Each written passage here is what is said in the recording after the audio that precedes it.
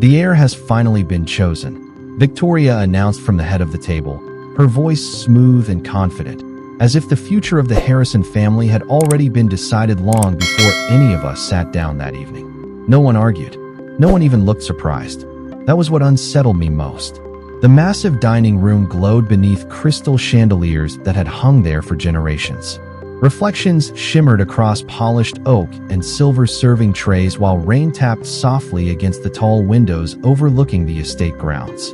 I sat at the far end of the table, where I usually sat during family gatherings, far enough away to be ignored, but close enough to notice things others missed.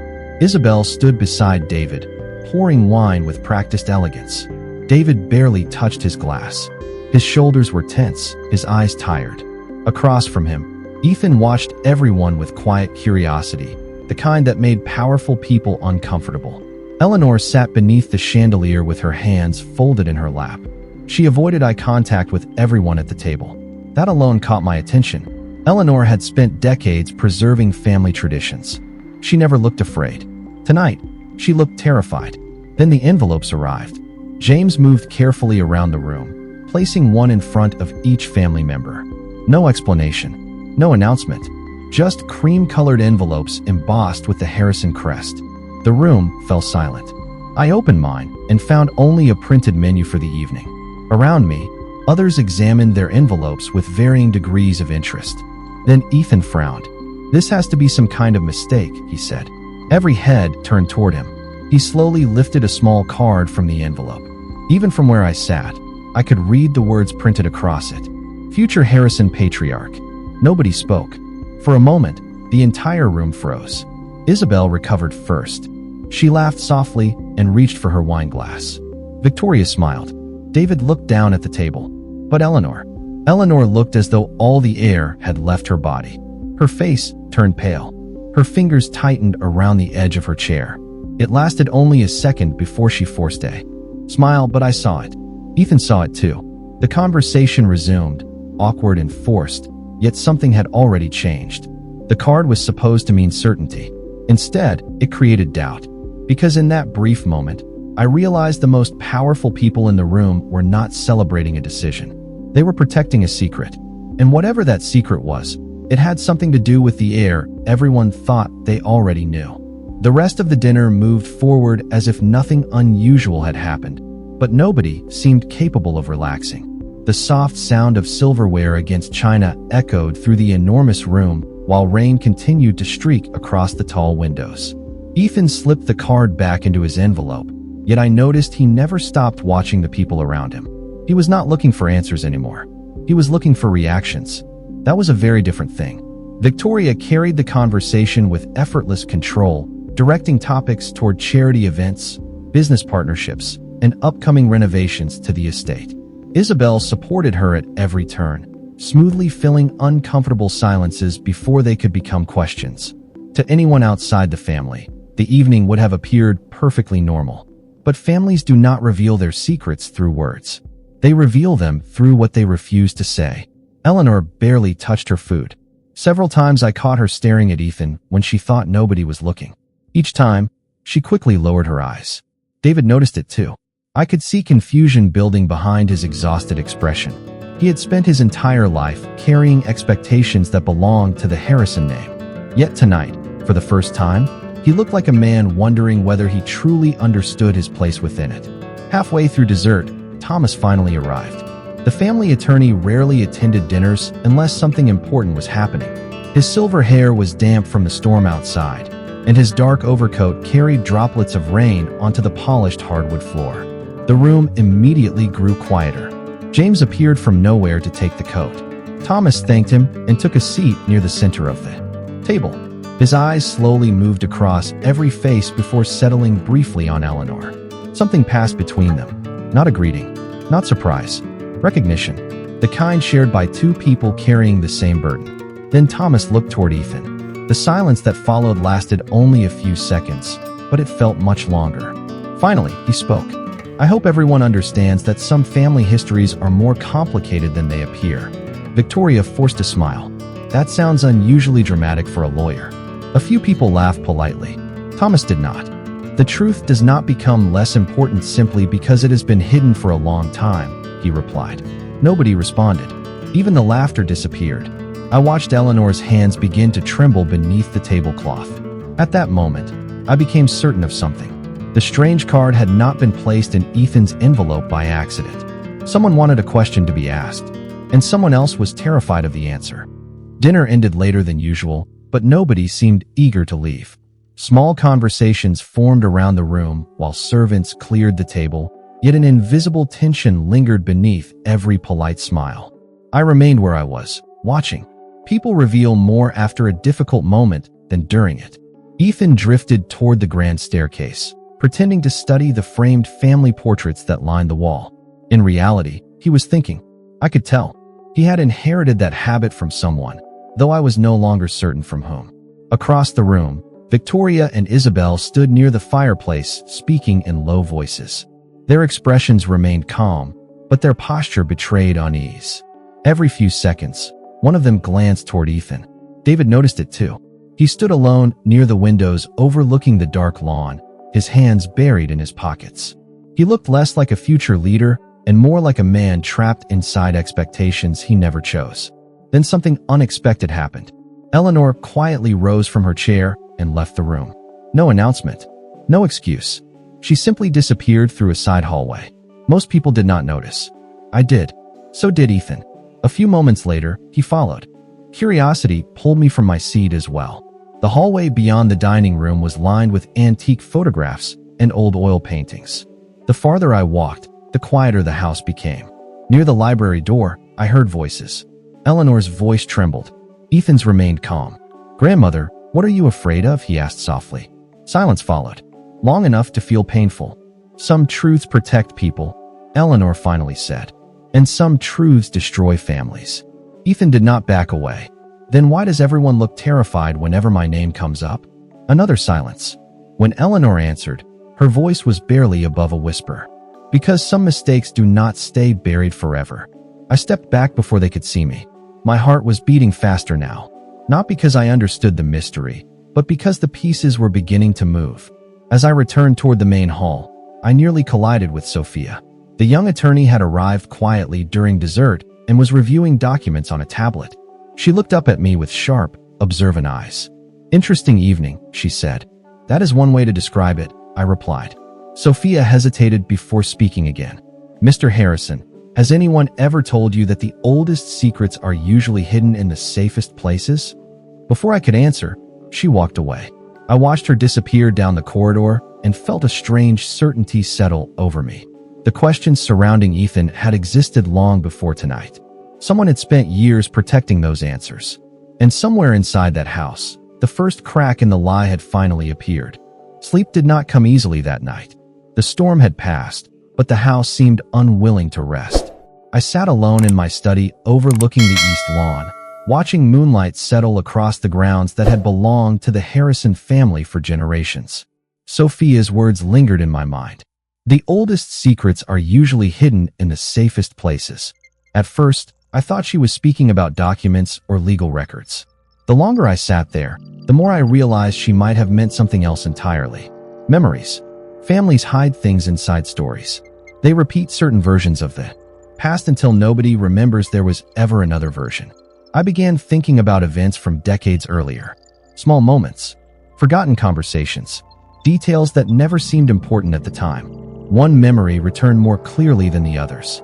30 years ago, during a summer gathering at the estate, Eleanor and Victoria had disappeared in the middle of a celebration. Most people never noticed. I did. They had been gone nearly an hour. When they returned, Eleanor looked as though she had been crying. Victoria looked victorious.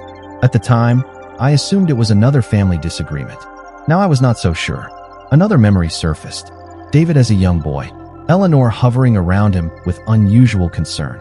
Victoria insisting she was overreacting. The arguments had always ended the same way. Eleanor would fall silent. Victoria would get her way. Back then, it seemed like ordinary family tension.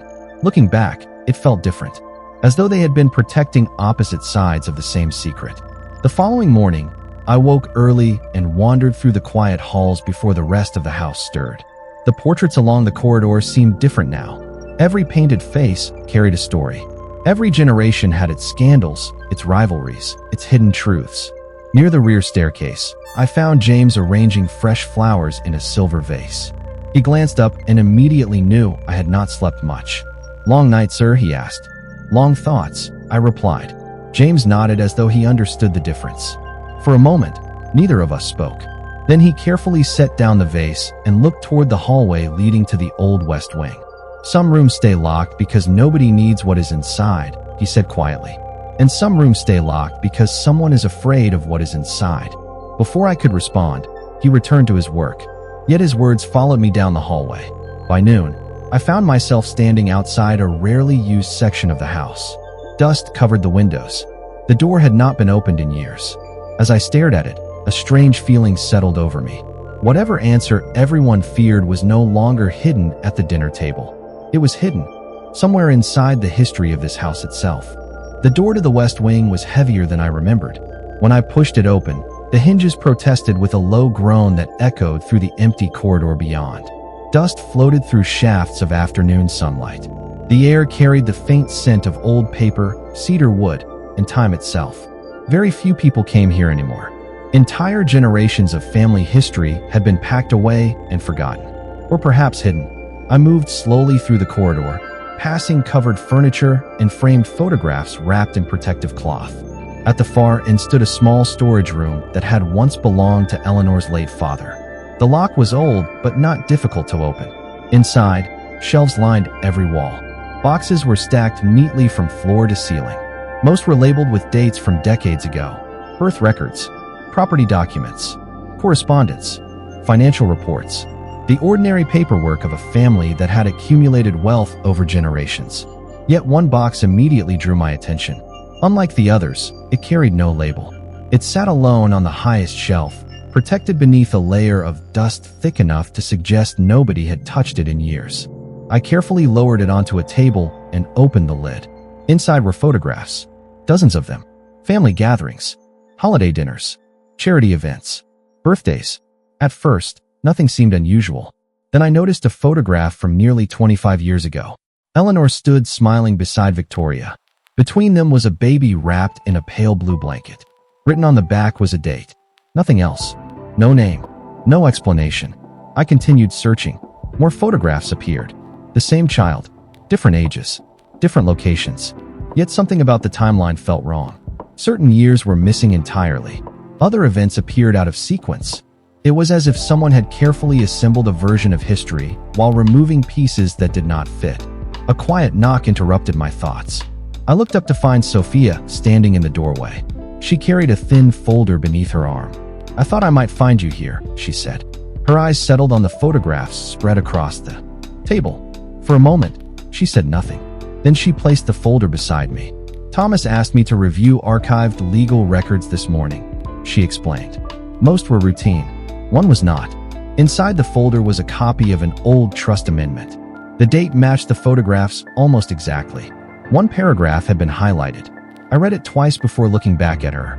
The amendment referenced protections established for a minor family beneficiary whose identity was to remain confidential until certain conditions had been met. No name appeared anywhere on the document. Yet suddenly the missing years in the photographs no longer felt accidental. Someone had spent decades constructing a story. And somewhere between the photographs and that legal document, the real story was waiting to be found. Sophia and I spent the rest of the afternoon reviewing every document we could find inside the storage room. Most led nowhere. Property transfers, tax records, insurance files, decades of ordinary paperwork that concealed nothing. Yet the trust amendment continued to bother me. Wealthy families protected assets all the time. They did not usually hide the identity of beneficiaries for decades. As evening approached, Sophia uncovered another folder buried beneath a stack of financial reports. It contained correspondence between Thomas and a private records office from many years ago. Several pages were missing. Others had been heavily redacted. Even so, one detail remained visible. A case reference number. Sophia immediately recognized its significance. "This number connects multiple filings," she said quietly. "If we can trace it, we may find what was removed." We left the West Wing and headed toward Thomas's office near the eastern side of the estate. The old attorney was alone when we arrived. He looked neither surprised nor pleased to see us. Instead, he seemed tired, as though he had spent years expecting this conversation and had hoped it would never come. Sophia placed the documents on his desk. Thomas studied them for several seconds before removing his glasses. Nobody spoke. Finally, he leaned back in his chair and sighed. I wondered how long it would take. The room grew very still. "What are we missing?" I asked. Thomas looked toward the darkening windows. "You are asking the wrong question." His voice was calm. "The question is not what is missing. The question is who has spent decades making sure it stayed missing." He opened a drawer and removed a small leather notebook. The cover was worn with age. Inside were handwritten entries dating back more than 20 years. Meeting dates, legal consultations, trust updates. Then I saw a familiar name repeated throughout the pages. Eleanor. Besides several entries was another name. One I had never heard before. Not a Harrison. Not anyone connected to the family publicly. Sophia immediately noticed it as well. "Who is this?" she asked. Thomas hesitated longer than before. "Someone whose existence complicated everything." He closed the notebook. "And someone who may explain why certain people have been so frightened lately." My pulse quickened. For days, every answer had produced 2 new questions. Yet this felt different. This felt like the edge of something real. As we prepared to leave, Thomas offered one final warning. "Be careful what assumptions you make," he said. "The person everyone believes benefited from the lie may not have been its author." Walking back through the quiet halls of the estate, I found myself thinking about David, Ethan, Eleanor, and Victoria. For the first time, I began to suspect that some of them had been protecting secrets they never created, and others had been living inside a story that was never truly theirs. The following morning, Sophia called me before breakfast. Her voice was steady, but I could hear the urgency beneath it. She had spent most of the night tracing the case reference number from Thomas's files. What she found did not provide a complete answer, but it revealed a pattern. The same records office had processed multiple sealed requests over several years. Each request involved identity protection, trust administration, and restricted family disclosures. In other words, somebody had invested tremendous effort into controlling who knew the truth. We met in the library shortly after sunrise. Rain clouds still lingered beyond the windows, casting the room in muted gray light. Sophia spread several copies of documents across a long table. Most of the names had been removed, but dates remained. Slowly, we began arranging them in chronological order. The more we studied them, the stranger the timeline became. Certain events that should have connected did not. Other events that appeared unrelated fit together perfectly. It was like assembling a puzzle while someone had deliberately hidden half the pieces. Around noon, Ethan joined us. He looked exhausted. "I barely slept," he admitted. "Every time I close my eyes, I keep hearing Eleanor's words." Sophia glanced up. "About mistakes not staying buried?" Ethan nodded. "She has been carrying something for years." "I know it." For several moments, nobody spoke. Then Ethan pointed toward one of the documents. That date. We followed his finger. The filing had occurred only weeks before a major family announcement many years ago. An announcement that had shaped the future of the Harrison estate. Suddenly, another memory returned to me. The celebration had been extravagant. Reporters, investors, community leaders. Victoria had stood proudly at the center of it all. Yet Eleanor had looked deeply uncomfortable throughout the entire event. At the time, nobody questioned it. Looking back, the expression on her face seemed painfully clear. It was not discomfort. It was guilt. Late that afternoon, Sophia received another message from Thomas. He requested a private meeting and insisted that only a small group attend. Me, Sophia, Ethan, nobody else. The request alone was unusual. When we arrived at his office, the old attorney was standing beside a locked cabinet. His expression was more serious than I had ever seen. Without speaking, he removed a key from his pocket and opened the cabinet door. Inside sat a single sealed file. Thomas rested his hand on it, but did not immediately remove it. Instead, he looked directly at Ethan. "Before we continue," he said quietly, "you need to understand something. The truth you are searching for may change how every person in this family sees themselves." Ethan did not look away. Neither did Thomas. And in that silent moment, I realized we were finally standing at the edge of the answer everyone had spent years trying to avoid. Thomas finally lifted the sealed file from the cabinet and placed it on the desk between us. Nobody moved. The sound of the file touching the wood seemed louder than it should have been.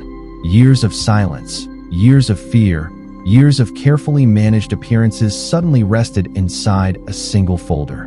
Thomas opened it slowly. The first documents were old hospital records. Then came legal affidavits, private correspondence, and notarized statements. Sophia examined each page carefully while Ethan stood frozen beside the desk. I watched his expression change with every document. Confusion became concern.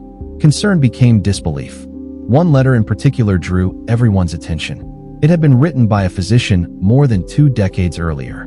The details were clinical, but the conclusion was unmistakable. The official family narrative surrounding a critical event had never been entirely accurate. Certain facts had been deliberately withheld. Thomas removed another document and slid it across the desk. This one contained signatures. Multiple signatures. Eleanor's was among them. So was Victoria's. Ethan stared at the page for several seconds. "They both knew," he whispered. Thomas did not answer immediately. "They knew different parts of the truth," he finally said. "That distinction matters." The room fell silent again. Sophia continued organizing the papers into chronological order. As the timeline emerged, the picture became clearer. No single person had created the deception alone. Decisions had been made over many years by different people, each believing they were protecting someone. Some wanted to preserve stability. Others wanted to preserve influence. What began as secrecy had eventually become family history. Outside, the sky darkened as another storm rolled across the estate. By early evening, Thomas requested that everyone return to the dining room the following night. Every immediate family member. No exceptions. Formal notices were delivered within the hour. News traveled quickly through the house. I noticed the reactions immediately. David became withdrawn. Isabel appeared calm, but her questions grew more frequent. Victoria requested a private meeting with Thomas, which he declined. Eleanor locked herself inside her room for most of the evening. Only James seemed unsurprised. As I walked through the main hallway later that night, I found him standing beneath a portrait of the family's founder. "Do you think they are ready?" I asked quietly. James studied the painting before answering. "People rarely feel ready for the truth," he said. "The truth arrives anyway." I continued toward the staircase, thinking about the gathering that would take place tomorrow. For years, the family had been united by a shared version of the past. By this time tomorrow, that version might no longer exist. And somewhere within the documents now spread across Thomas's desk was a revelation powerful enough to change every seat at the Harrison table. The next evening, every seat at the long oak table was occupied. The chandeliers cast a warm glow across polished wood, silver serving pieces, and faces that looked far less confident than they had only a week earlier. Nobody came for dinner. They came for answers. Thomas stood near the head of the table with the file in front of him. Eleanor sat quietly with her hands folded. David stared at the table. Ethan remained still, his eyes fixed on the attorney. Victoria maintained her composure, but years of experience had taught me how to recognize fear when it wore an expensive smile. Isabel looked from face to face, searching for clues about how much everyone already knew. Thomas began without ceremony. He reviewed the documents, the trust records, the sealed filings, and the agreements that had remained hidden for decades. No dramatic announcement, no raised voice, just facts, one after another, each piece fitting into place. As the story emerged, the room grew quieter. The truth was not what anyone expected. Years earlier, circumstances within the family had created uncertainty about succession and inheritance. Decisions had been made in secret. Records had been altered.